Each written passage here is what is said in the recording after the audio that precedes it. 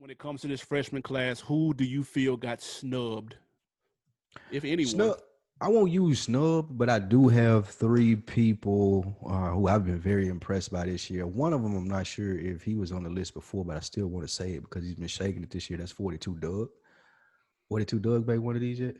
No, He hasn't. I think 42 no. Doug should have 100% been on here. Even though with the controversial comments that he had, I know everybody knows what I'm talking about with that. If you follow him, that's one. Shay Noir.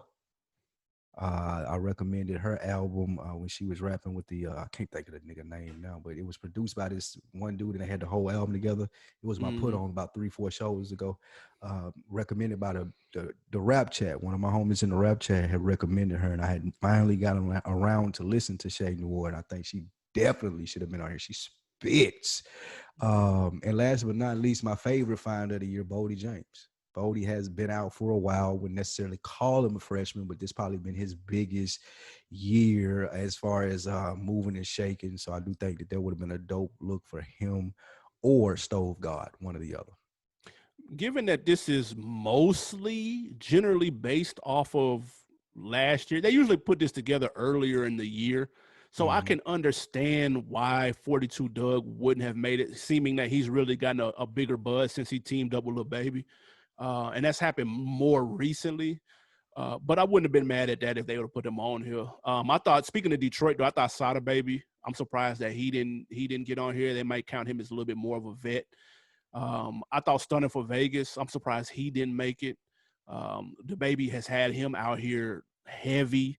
They may have thought it was a little bit too much of a cheat code, him being signed to Baby, and so maybe that's why they didn't give it to him. I'm not sure.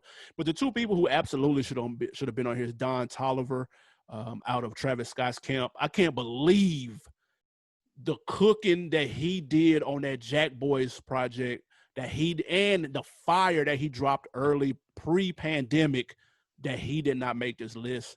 That is highway robbery. And I'm surprised D Smoke didn't make it, who won Rhythm and Flow on Netflix. He had a big buzz coming off of that, did big records with a lot of people.